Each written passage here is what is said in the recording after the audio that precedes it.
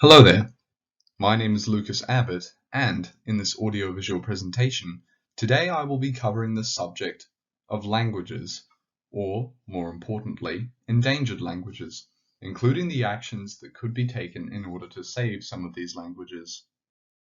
To start off, what exactly is an endangered language? An endangered language is a language that either gradually or suddenly lost a significant portion of its speakers, therefore leaving only a handful remaining.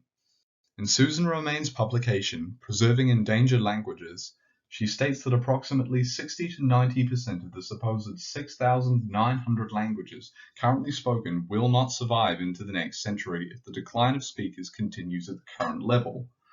Furthermore, Myrie and Jones references UNESCO's framework created in 2003 within his parliamentary publication, Endangered Languages and Linguistic Stability in the European Union, which contains the 7 levels of vitality to language: safe, stable yet threatened, vulnerable, definitely endangered, severely endangered, critically endangered, and extinct. Now, those of you who have clicked on this video will no doubt have some interest in the topic of endangered languages, but others may be less receptive. After all, why should we care about some dying languages that we've never even heard of? There are 3 major reasons as to why we should consider language far more important. Languages function as a survival mechanism, its link to identity and culture, and finally, its hidden historical accounts. Jones stated in Chapter 1, Section 2 that retaining ecological diversity is essential, and uniformity can endanger a species by providing flexibility and adaptability. The fact that humans are able to communicate through different languages is not only a survival mechanism, but a subconscious way to keep humans from becoming unable to adapt to different situations. The second important reason why language is essential is that they are a form of different cultures all around the world, some which the general population knows next to nothing about. Furthermore, it provides the speakers with a sense of identity which they connect with, so to lose that language would result in a huge percentage of the world's population losing their sense of identity, which presents a massive moral dilemma.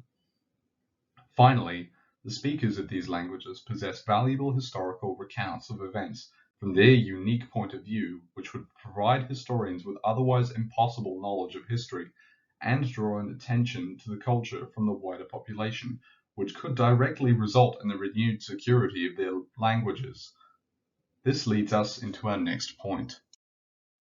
While it is an unfortunate guarantee that not all of the world's endangered languages will be able to be saved, we can certainly make a conscious effort to attempt to save as many of them as possible. Susan Romaine writes about the lack of education on endangered languages, stating that students of California aren't taught any of the 100 native languages that were spoken in the area before colonialism set in, which is not an exclusive problem for America. Many Aboriginal Australian languages have been predicted to go extinct before the turn of the next century.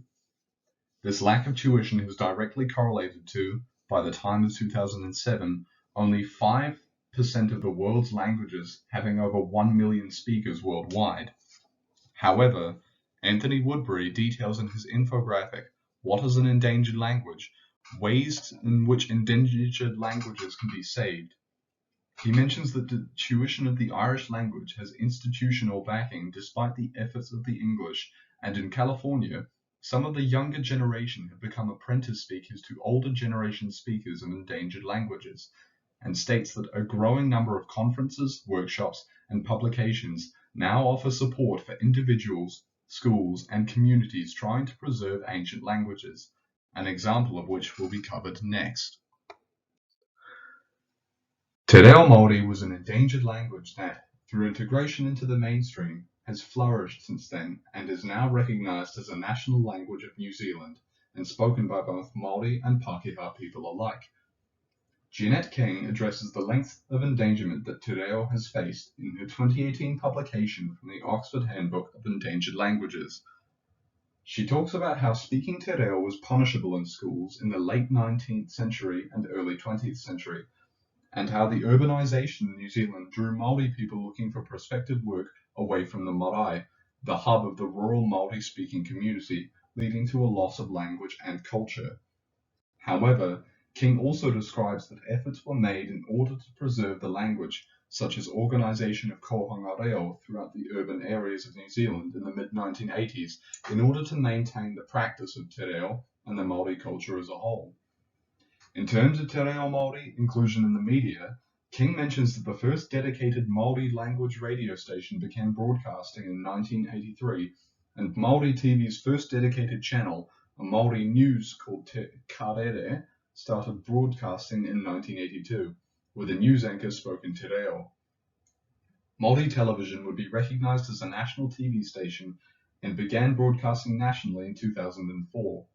Since then, te reo Māori has appeared in many other places, such as advertisement, not only for the Māori language, but for everyday commercials, leading to it being considered a normal part of life for a New Zealand citizen.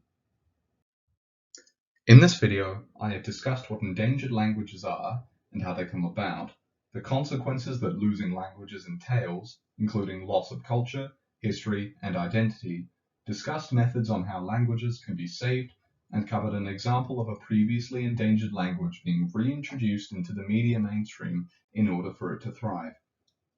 I hope that this has been educational for all of you and encourages you to take steps in order to ensure the safety of endangered languages from here on out, whether you support an institution or decide to take on a language yourselves.